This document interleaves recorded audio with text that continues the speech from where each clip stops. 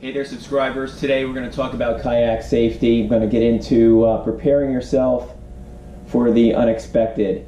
And the reason I'm making this video is because I had some of you already know, I had a little unfortunate incident with the kayak maybe about 3 or 4 weeks ago. In that the situation was I was fishing out in a local bay and leaning over just slightly. Now this is a very wide pro angler. We've leaned over many times before to release a fish, for example. Was leaning over in this direction just ever so slightly, and I probably just got, I'm assuming, the right hit on the right side just by a very small boat wake. There weren't even really any boats in the area, but it just probably came from a distance, and next thing you know, I was in the water. The whole thing was turned upside down. So I learned a lot from that. I thought I was prepared, but and I was prepared enough, but I saw a lot of problems with my preparation, and I'm already going to be making some changes. So I wanted to take you through some of that, some of the clothing that I'm wearing versus what I was wearing, and everything you're going to hear in this video is not, I'm saying the only way to go. It's just my own way now, my personal opinion, and I'd love to hear your comments below and what you have found to have worked for you. So the first thing is that to paint the scenario, it was early November, and the water temperatures were probably in the low 50s. So the first thing is when you get to cold weather, you have to be concerned about hypothermia. And what I'm going to do for you is at the end of the video, I'm going to post a photo that's a hypothermia chart where you can look at that, and it'll help you drive your decision making. How much time you have in the water based on the various temperatures to even use your motor skills.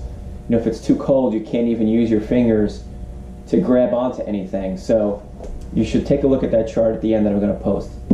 But anyway, so what I was wearing, I was wearing waders, and they were cinched down tight. Let me get those out here for you.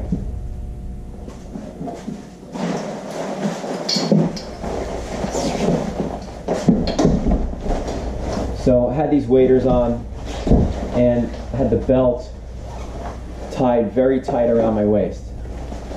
And I'll tell you that after being in the water for what feels like longer than it is, it was probably just a few minutes. Not a lot of water got in, so I'm happy about that. Maybe up to this area, right around my ankles. When I got back to shore, that's kind of what I felt like when I took them off. However, if I didn't cinch that belt down tight enough, or maybe if there's a gap someplace, it could have been a bigger problem. So no longer am I going to be wearing these on the kayak. I probably shouldn't have in the first place. So that's it for that. So what I'm going to be wearing all the time in colder weather, I've got a combination of dry bottoms and a dry top. So these are an NRS brand. I don't care what brand you use. It just happened to be what I bought. I've got 2 cinch points at the top and sealed down at the feet, and I'm just using these boots that are pretty light. Important that they're light, not cement shoes where these go inside, and I wear them this way. Okay, and also have this dry top, Solquist dry top, and you've got the rubber gaskets at the neck and the wrists as well. Okay, so, and they overlap. I suppose a full dry suit would be better, but I plan on using just the pants, for example, or just the top, depending on the situation, especially if I'm not on the kayak and I'm maybe surf fishing or something like that. So that's what I'm doing, and you're not going to see me in in a cold water video ever again without these two. So that's that. I'm going to talk about PFDs now. I've chosen to use a traditional PFD and not the auto-inflate canister style PFDs. And it's my own personal preference. You can choose to use whatever you like, whatever you prefer. I personally do not want to rely on a device to work in order for me to be able to float. So if there's a failure in the canister or maybe even the I don't know the inner workings, but it looks like there's a tube inside. If that gets a hole in it, I don't want to risk any of that. So I'm sticking with the old standard PFDs. Whatever choice you decide to make is up to you, as long as you wear one. You know, is the way I look at it. And it's not easy because sometimes I'm out there in July and it's hot, and these things get hot. So I'll wear a t-shirt underneath. I'm not worried about hypothermia, so in that situation, and you know, it's hot with this on, but that's definitely what I'm going to be doing. I'm going to stick with this, and as long as you wear one. One of the things that you need to do is practice flipping your kayak back over in the event that it does tip. And so what I did was I took this out in the summer in a shallower area, warm water, and flipped it over and practiced getting it back over, practiced getting back on it without my feet being able to touch the bottom.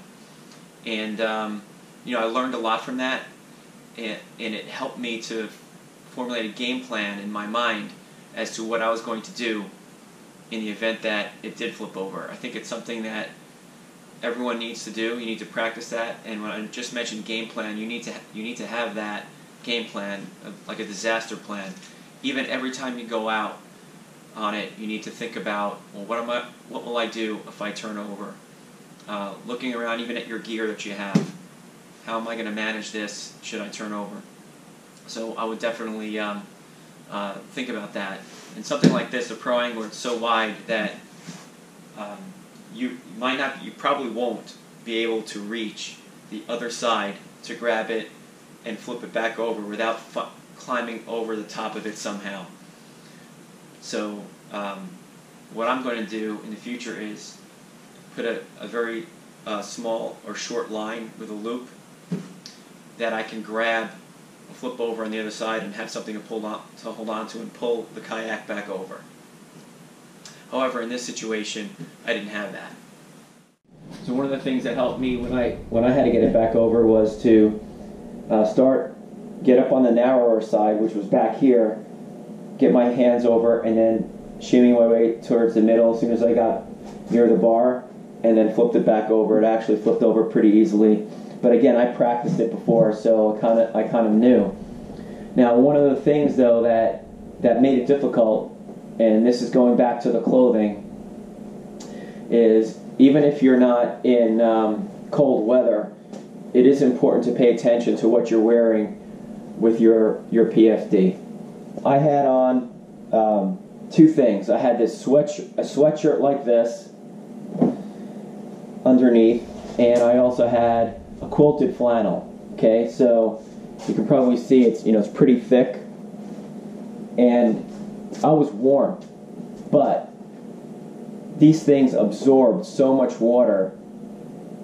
I felt like I had another 30 pounds on me, and it impacted my ability to actually climb back up onto the kayak too. So definitely don't wear thick water absorbent clothing. I mean, I'm wearing a sweatshirt now underneath my dry top, and that's great because it's not going to get wet and it'll never absorb the water and it'll keep me warm.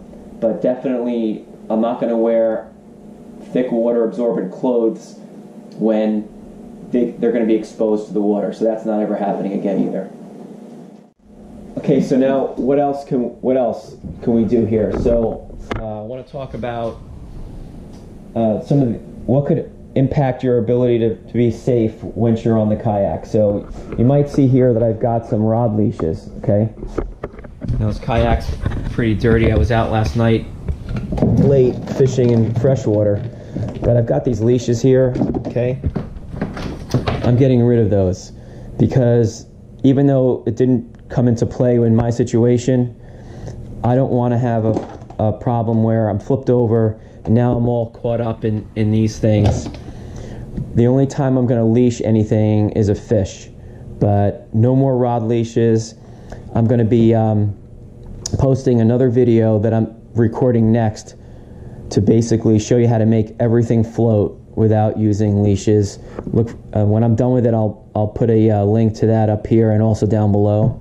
Okay, so the rod leashes are going for sure. And then the other thing that I'm going to do that I'll talk about in that next video also is, and I've already had this done, which is in a kayak like this where you have a cavity beneath the deck, stuff it with pool noodles, stuff it with any other flotation, you know, could be a styrofoam packing that you get when you buy things and they come to the house and you got all the styrofoam.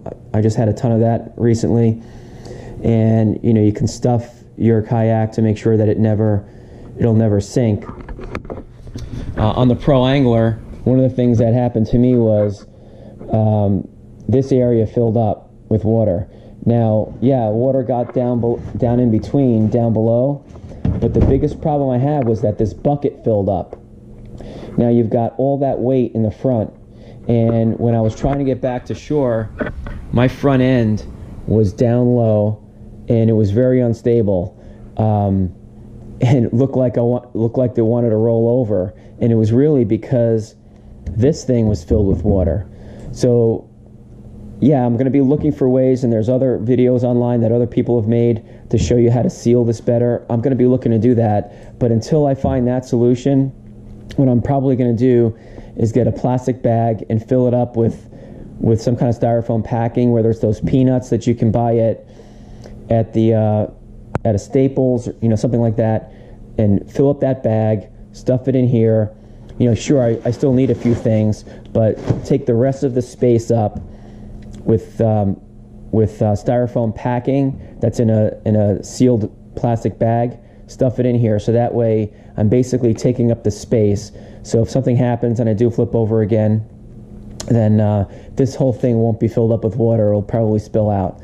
I would actually have preferred it if the water didn't go into the bucket and the water went into the hull, because then at least I feel like it would have been more evenly distributed, the water below, and wouldn't have been as unstable.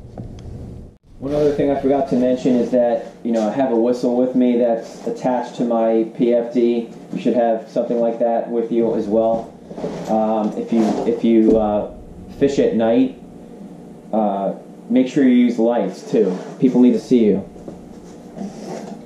And I've got this pole that has an LED on the top. You just spin it and it comes on. It's pretty bright at night, and spin it back and it comes off. I have that a mount here for that in the back, but you know, quite honestly, I usually use it in the front, in the spot where the Hobie sail would go. This thing just drops right in, and it actually illuminates your whole fishing area, so you can see what you're doing as well. So this works pretty well. But whatever it is you use, make sure that people can see you at night. So that's all I have for today. Definitely look for that next video on helping to make everything float better safely. You know, I lost some gear when I flipped over, and so that's not going to happen to me again, but I'm also going to make sure that I don't have all of these lines and cords tied up to everything that can get caught on me when I go over again. So thanks for watching. Hopefully this helped you. Hit that subscribe button if you haven't already, and if you hold on for a moment, I'm going to show you that photo that has all the hypothermia temperatures and at what stage it becomes dangerous for you to be in the water. Thanks everyone, have a great day.